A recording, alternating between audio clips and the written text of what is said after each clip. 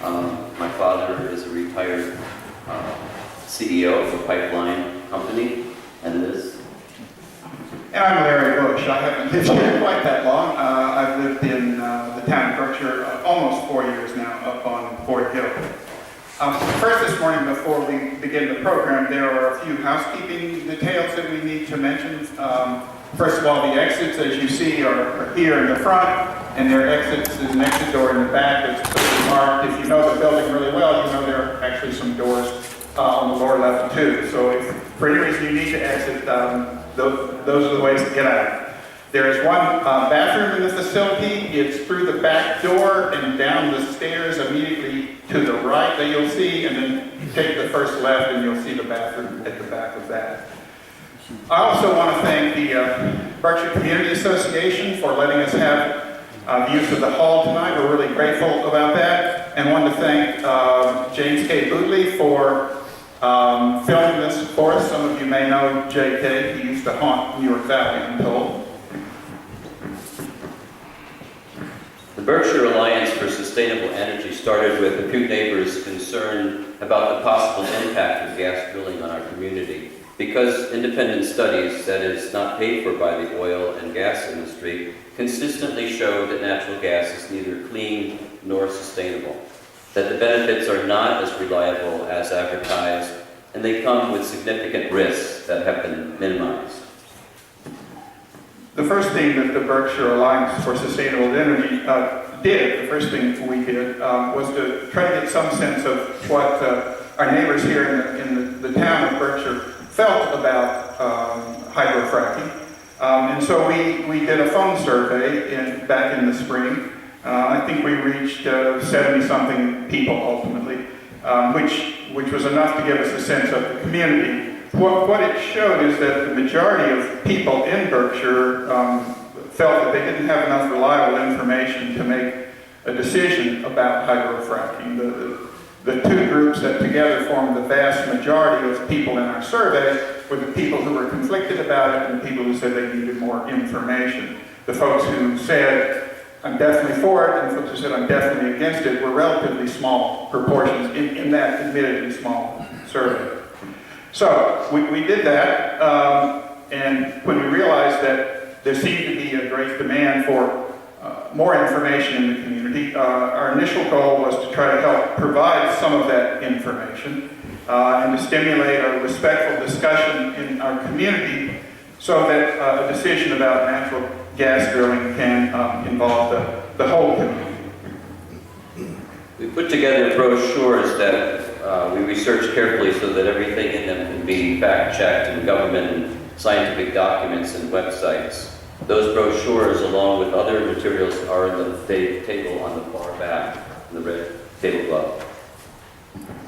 There has been some discussion, I know, about the question of gas drilling in Berkshire. I believe about a year ago, the town board, I think, had a workshop, and I believe that they requested people to submit input to that. That, to my knowledge, is the only public event prior to this that, and I stand to be corrected if there were more, that's just the only one that I'm aware of, on the question of gas drilling. We're hoping to generate as much active democracy and discussion making on this subject as was generated with the question of the firehouse in its construction, which I'm sure many of you remember. We started knocking on doors with a petition for a moratorium so that we can show the town board that concern really is widespread. We have found that people in favor of drilling are quick to say so, but many who are opposed have been afraid to speak up because they believe they are a small minority. We hope that tonight's program will initiate an honest exchange of information so that everybody's concerns can be heard and taken seriously. Candidly, and in case it was any surprise to you, we're not presenting positions tonight in support of hydrofracking. We're grateful that a number of folks have come tonight who are strong proponents of gas drilling.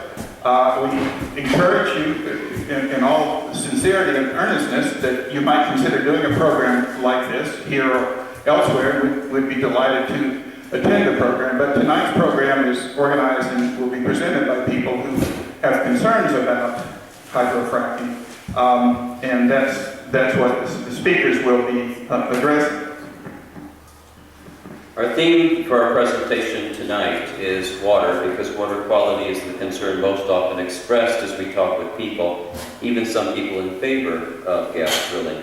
There are other issues we don't have time to cover, such as health impacts, truck traffic and safety, liabilities, lack of insurance, threat to mortgages and property values.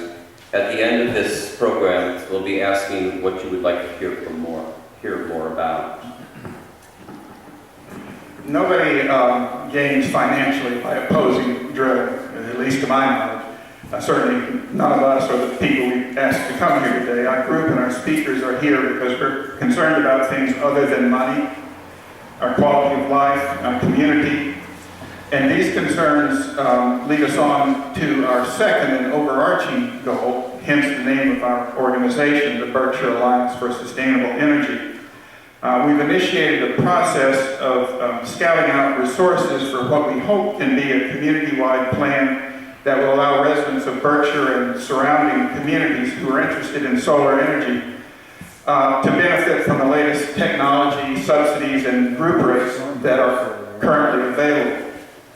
As recently as a year ago, I understand solar wasn't cost-effective, but 4 factors have changed that. There's been a major reduction in cost that's available due to higher volume, especially from some of the larger companies that are in the business of installing solar photovoltaic systems. It's possible to get volume discounts for communities. That's happening in Tompkins County and Madison County now under a system that the state is encouraging. And there's also an option to rent instead of buy systems to generate electric power photovoltaically, so it wouldn't require the kinds of down payments that many of you might have heard about in the past. And also there are, and have been, New York State direct subsidies and tax credits, both state and federal, for these things, so that I understand that the payback time on a purchase system now can be more in the line of a few years and not decades as it has been previously. So in the future, this is one of the things that those of us in our group and those of you who might like to join us, I hope will be trying to make available to the community and help people who are interested in developing solar do that. There is one solar energy brochure on the table on the back. We are not pushing this company. They are just the first we've scouted because they won the competition bid, the competitive bid in Tompkins. Further programs will provide more detail in that area. Okay, so we're almost at the point of introducing our speakers, but just one logistical note. In order to stay on schedule, we've decided not to have questions following each individual speaker, but we'll have a consolidated question and answer period at the end of the presentations. I would like to encourage you to ask questions, but I would also like to say that it's going to be a time for questions, not for speeches, and if folks are interested in making a speech about anything, I would encourage you to retain the hall and organize a program, and we'd be happy to attend. Todd Miller is hydrogeologist emeritus for the U.S. Geological Survey, retired as of January. Todd has worked for the USGS in Ithaca for 37 years. Most of his work has been mapping and characterizing aquifers in cooperation with towns, counties, state, and federal agencies. Todd has mapped most of the primary and principal aquifers in central and western New York. Welcome, Todd. I'm just going to briefly introduce the other two speakers. Are we going to do that, or are we going to do it one at a time? Okay. Sorry, I missed that message. We'll introduce the other speakers at the beginning of their presentations. Todd, thank you.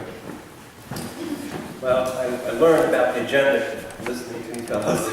My talk is divided in 3 parts: general groundwater, protecting water, Talking to the mic. and hydrofracking. 101, just the basics. It's a very neutral presentation, so you'll hear a little of my bias since my career is spent protecting water. So without ado, we'll jump right into it. I'm just told to keep it simple, and the title of my talk is, first part, the aquifer. In town of Berkshire, the sand and gravel aquifer in the valleys, I outlined in the East Branch, Wego, and the West Branch, and possibly a little bit for this tributary. Otherwise, the uplands are bedrock shale aquifers.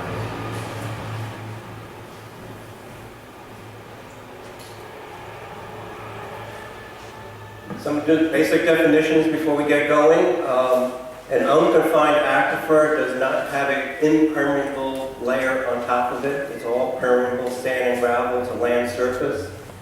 So rain, snow melt readily infiltrates from land down to the top of the water table and recharges the unconfined aquifer. A confined aquifer has an impermeable layer on top of it, like clay, hard pan till, and that confines and separates it from the unconfined system or precipitation. And often when you puncture the confining unit and go into the confined aquifer, the water level rises up the well, and in low areas often you may get a flowing artesian well, or higher on the terraces the water level rises, but still below land surface. But they're both artesian wells. One's a flowing artesian well, and the other is just artesian. And underlying the valley floor is usually, in our area, fairly impermeable bedrock shale. New York domestic wells, we are the 4th largest in the nation of households served by individual wells. Can anyone guess what the #1 state is? Anyone want to guess it? No, Michigan. I didn't guess that. Groundwater aquifers are just about everywhere. It's just a matter of how much water comes out of the ground. In the northeast United States, the major aquifers that yield the largest amounts of water are the sand and gravel aquifers in the valleys. And everywhere else, you can get water from bedrock aquifers, but they yield a lot less water. So we usually concentrate on the sand and gravel valleys, sand and gravel aquifers in the valleys. Those are the ones that can yield large waters to villages, cities, industries, where the uplands yield only enough to a homeowner well or a small farm, but small quantities of water.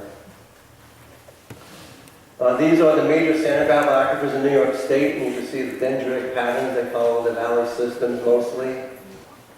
Berkshire is over here. Our sand and gravel deposits came from the glacial period when 24,000 years ago, all northeastern United States was covered by ice. And often tongues of ice extended in front of the main ice sheet, and lots of meltwater accumulated at the front where the moraines were deposited, and a lot of debris was carried down to the ice front. And all the sand and gravel was carried down from the uplands to the valley floor. And that's why we don't have sand and gravel deposits up in the uplands, because water carried it down to the valley floor. Physiography, we're in a region of the Appalachian Plateau, which are dissected hills of moderate relief. In the Finger Lake region are severely eroded low relief hills. And this next slide, you can see the difference looking north from Ithaca up to Cayuga Lake. You can see the southern tier of the rugged hills and the very smooth topography of the Finger Lake region. So all our aquifers, major aquifers, are in these valleys, are in the rugged hill areas. And Berkshire will be off to the lower right.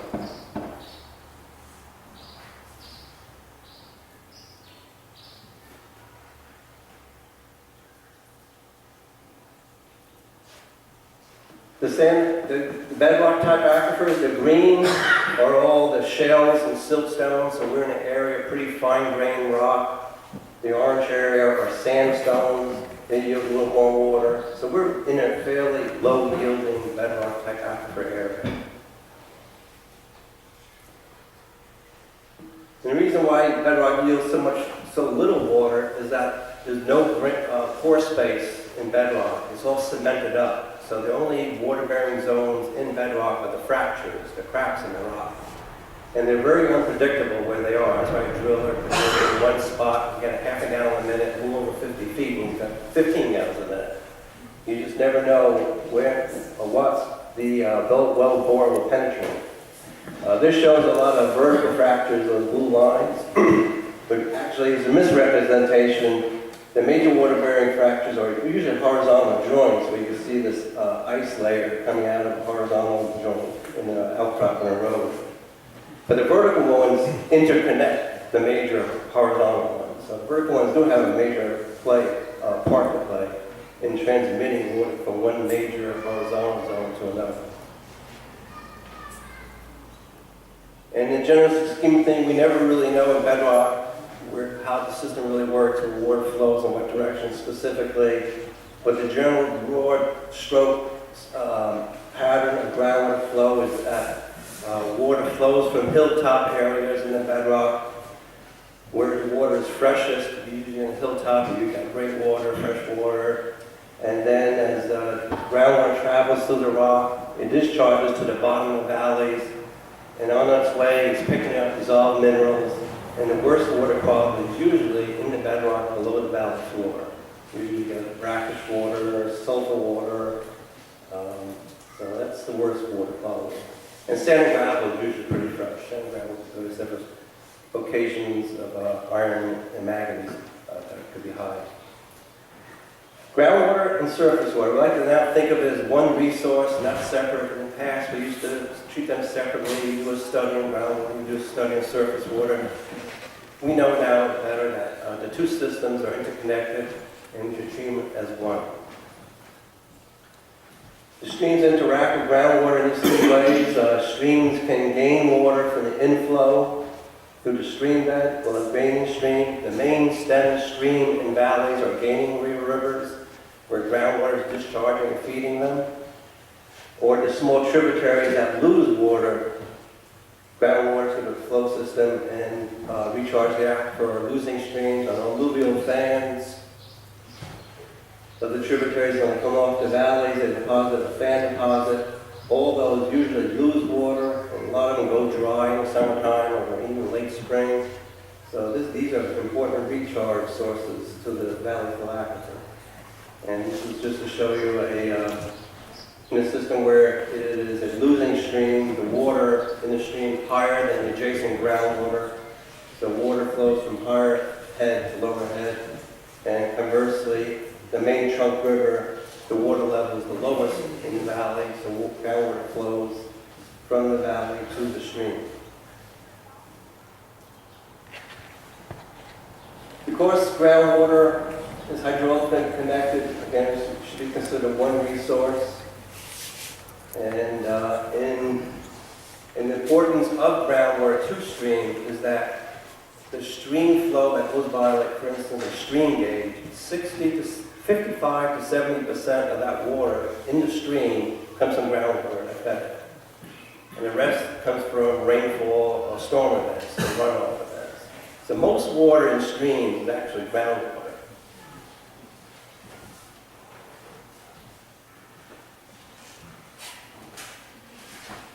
And it's just a pie diagram showing the percent of groundwater-fed part of the stream flow of 2 stream gauges and a 6 mile.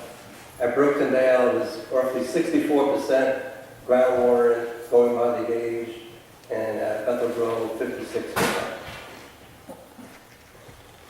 A lot of talk about aquifers usually revolves around recharge. Where does the water come that replenishes aquifers? There are several major sources. Obviously, precipitation that falls directly over the valley floor seeps right in, the rain, snow melt. That's one source. But actually, that's not the major source. The major source of recharge is often the uplands. All those adjacent smooth hillsides that border the valley flow aquifer, sheet runoff that comes down the hillside, runs off the hillside and seeps right into the aquifer in the sand gravel along the valley floor. And then all those upland tributaries that flow in bedrock and till, those are gaining streams usually. And when they hit the valley floor and those moving fans, they lose their water. So it turns out mostly, about roughly 60% of the water in the aquifer comes from the uplands in the valley, 40% from precipitation that falls directly on top of them. We could look at groundwater levels to get what time of year the aquifers are recharged. Here's a several-year record of an undefined aquifer well. And typically, if we have a normal precip summer, the groundwater peaks after the snow melts in April, when the growing season starts, and the water table drops. Even though we got significant rain, average rain 2, 3, 3.5 inches a month, the groundwater level is not affected by it because the plants are taking out the precip at a greater rate than they can infiltrate in the ground.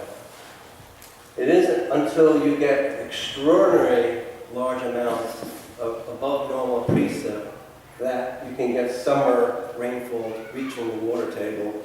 Like in 2006, we had 8 inches one month, 7 inches, and 6 inches. And usually the average is about 2.5 to 3. So under extraordinary large amounts, you do get bumps in the groundwater system. But under normal years, normal rainfall doesn't make a dent in the decline. It isn't until the first killing frost in late fall that stops the growing season that then the next good rainfall after that can reach the water table. So we get groundwater recharge starting again after the first killing frost, usually sometime in November or early December. And then the rains and precip after that start recharging. Sometimes we get this double dip in the winter of the January thaw.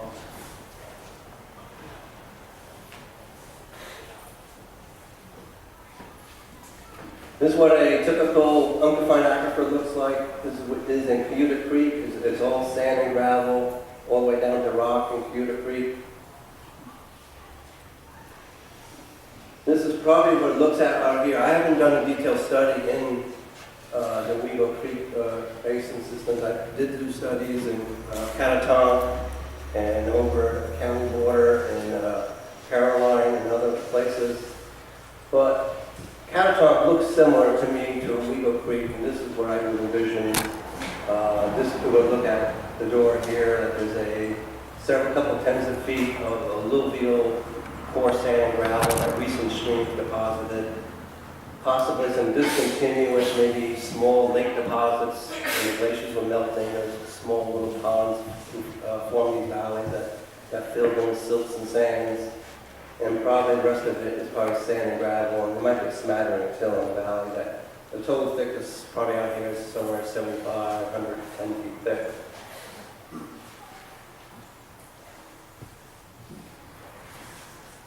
So the DEC has a criteria of protecting aquifers, and it's called the primary and principal aquifers. And those are the major sand and gravel aquifers, and the primary ones are the big ones that are tapped by cities and yield a lot of water. And the principal ones are potential primaries, but they're just tapped by villages or just more rural areas. Again, all the green one areas are these large sand and gravel aquifers. And also we have the EPA, who designates the term sole source aquifers if there's no reasonably economically feasible alternative source of groundwater in the area. Will designate it sole source. But it's mostly symbolic to draw attention to the aquifer. The only protection you think it may come in is that if there's some federally source of funds that comes to a project in the aquifer, EPA will look at it. But otherwise, if there's no federal funds in the project, sole source has absolutely no effect. Okay, so that's the general aquifer. How am I doing in time? Is that about 10 minutes? You've got actually about 4 minutes left in your first component. Then you have 10 minutes left. Okay. All right, I know you want to talk mostly about fractions. I'm going to go real quick past the groundwater protection. I'm going to try to spend 4 minutes on this and go to the fracking.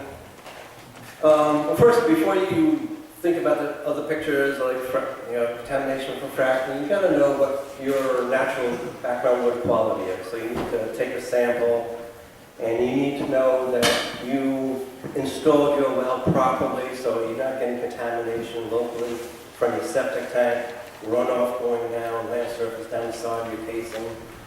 So you got to take all these precautions, put the sanitary well cap on top, berm up your well so you don't get runoff going down the outside into the well. Make sure when it's drilled, especially a rock well, if it's rock with less than 20 feet, you want that casing down at least 20 feet and grouted. Otherwise, you can get surface water very easily to the side of the well into it. So that's the first thing, make sure the well is properly designed and installed. There's a lot of common sense. If you know in our area, we live in parcels that alternate between forested and agriculture. So if you're up gradient on top of the hill, you're probably fine. If you're down gradient of a wooded area, you're probably fine. If you have a well down gradient or farm field, you're right on the edge, well, you might be a little concerned about the manure or stuff like that, so you may want to keep tapping the water volume. So no rocket science there, but just know your surroundings, and you'll probably intuitively know what your threats are. The common sources of contamination in the United States, the number one is septic tanks. Then underground tanks, agriculture, the big ones, landfills, so forth. But septic tanks is number one, so you gotta spend a little time talking about that. The leachate comes up there. Everyone pumps in a load of nitrates into the ground. I mean, that's constant. Everyone does it. It isn't like one person pours one type of chemical and another person doesn't. We all do this. We all put nitrate into the ground. Starts out as ammonia and quickly turns to nitrate. And nitrate stays dissolved and goes a long way. It doesn't deteriorate or very little.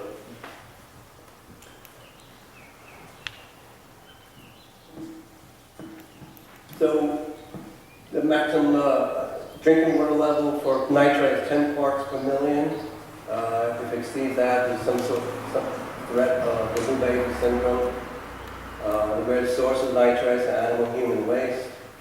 It's very soluble, and you get into problems when you have high density housing or failing septic systems, or being very near to agricultural land.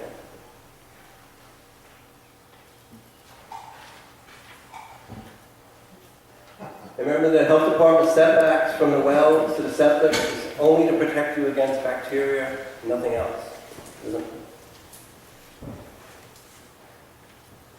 And last thing, one common thing are underground storage tanks, petroleum tanks. We've come a long way to protect the gasoline stations. We've improved those a lot, but there are a lot of old ones still out there.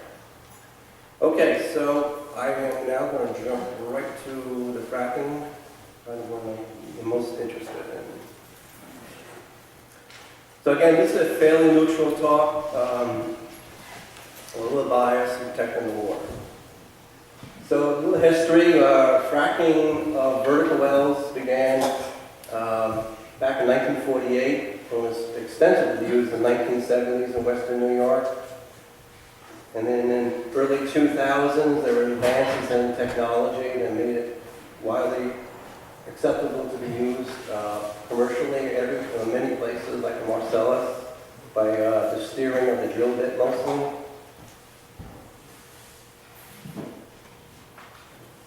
So the conventional gas drill well was a vertical well with hydrofrac, but usually the thickness was only a couple hundred feet of the unit. But now they can steer it and drive a mile through the unit, so you can see they can tap into a much larger part of a gas formation than the old conventional vertical well. How many wells, oil and gas wells in New York? It's estimated that there are 75,000, 11,000 are active, and 64,000 inactive. And of the 64,000 inactive, they estimate 3/4 of those are unplugged. They're just so old that they don't know where these things are. those are concerned because they can be potential avenues of the current fractals they come. Look, pressures and fluids could go up the old wells if they're not plugged properly.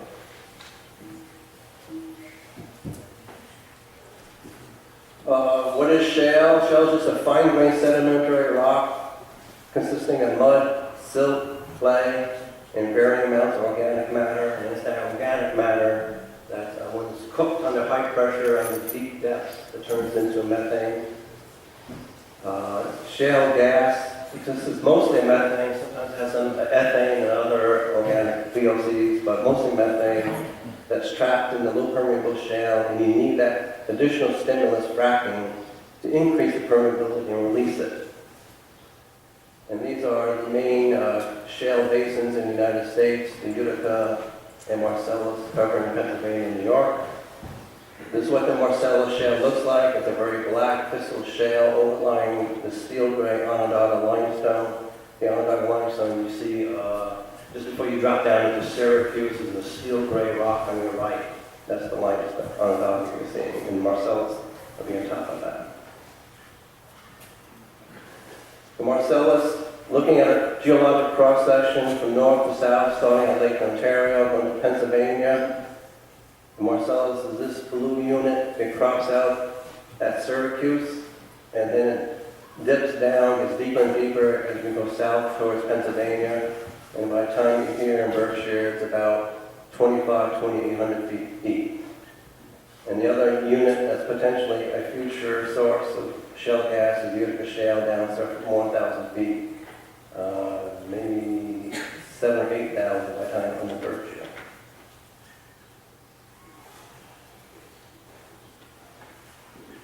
And these are contours of the depths to the top of the Marcellus, and here's Berkshire here, so it's close to that 3,000 foot contour, so just shy of 3,000 feet deep here.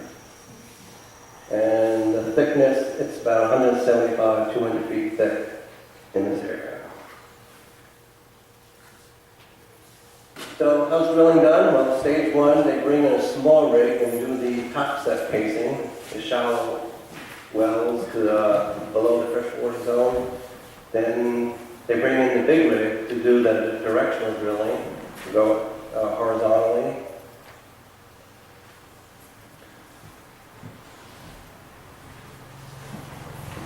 Stage three, they do the hydrofracking. They usually drill 6 wells at a site, and it takes a week or 2 to frack each one.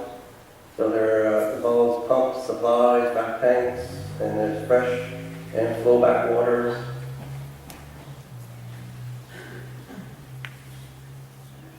There's usually 4 casings set in each site. The conductor's one is a shallow one, just to kind of form the foundation for the others.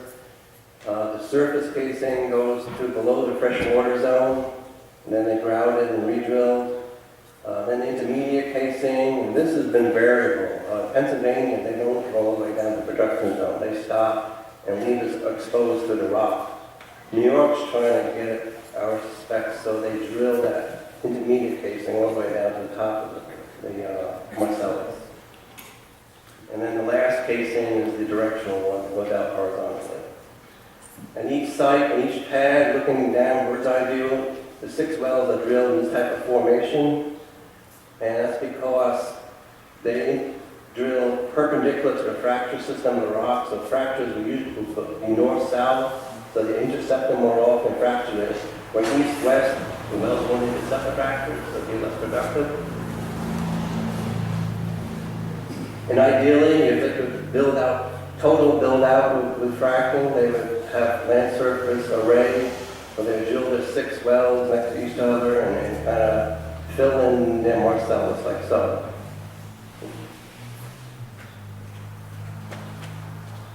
Hydrofracking, once the well's been drilled, they use explosive chargers to perforate the holes to create openings.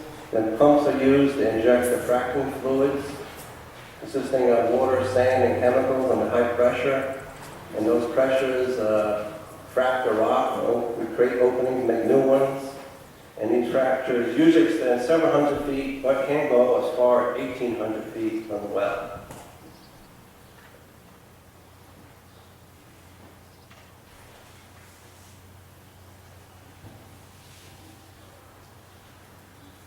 This is a typical fracking site, a lot of water trucks, water tanks, support vehicles. They use, for each well, 3 to 5 million gallons. I think the SRPC is saying, on average, in Pennsylvania, using 4.3 million per well. So after fracking, the well is depressurized, so it causes a negative pressure in the casing, so gas doesn't flow out of the rock into the well. And with that, you also get flowback water, which contains saline water and dissolved minerals from the formation, called formation water. And that happens over the lifetime of the well. It happens at a decreasing rate over time, but you do get flowback. And it has to be stored in a tank, and tanker trucks come back periodically, collect it, and remove it.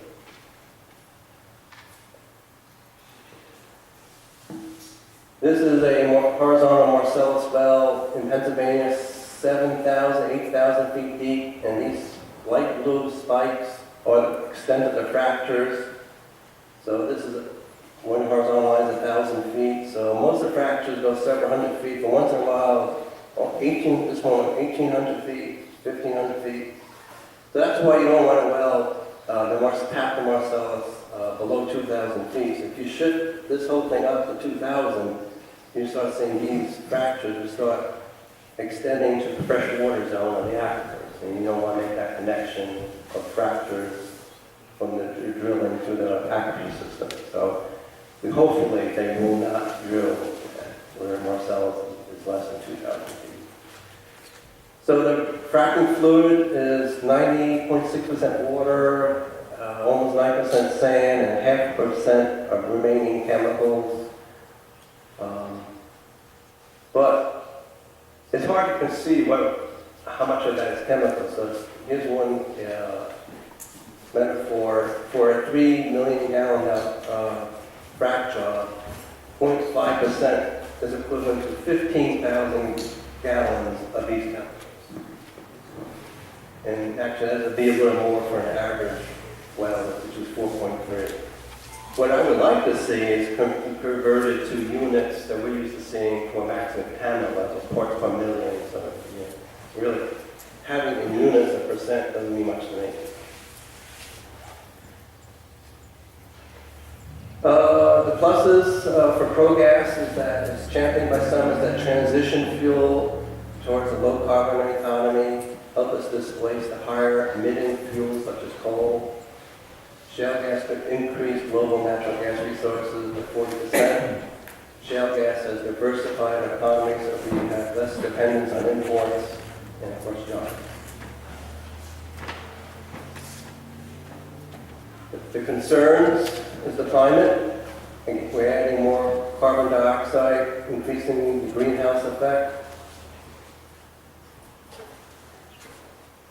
For local water resources, at the local level here, there's concerns about protecting the surface and groundwater during the entire process, including construction, storm runoff, chemical storage, and handling, the hydrofracking process, the cuttings, handling of fluids, transportation of all these chemicals, the flowback disposal. What do you do with the eventual water you pump back out? You send it to Ohio, what do you that issue, what do you do with it? And there's all sorts of other chemicals involved with the process. So the bottom line is we need to collect water quality data prior to, during, and after drilling, if it occurs. So 2 more slides. Threats to water supplies. The 2 major ones are probably the surface spills that contaminate surface and groundwater. Even if they're on the bedrock uphills, it can run down the hillside and seep into the gravel aquifer in the valley. And we're finding that the improper gravity, there's a lot of wells that are leaking methane and some fluids. Not even down deep, even shallow, are contaminating some of the Pennsylvania wells.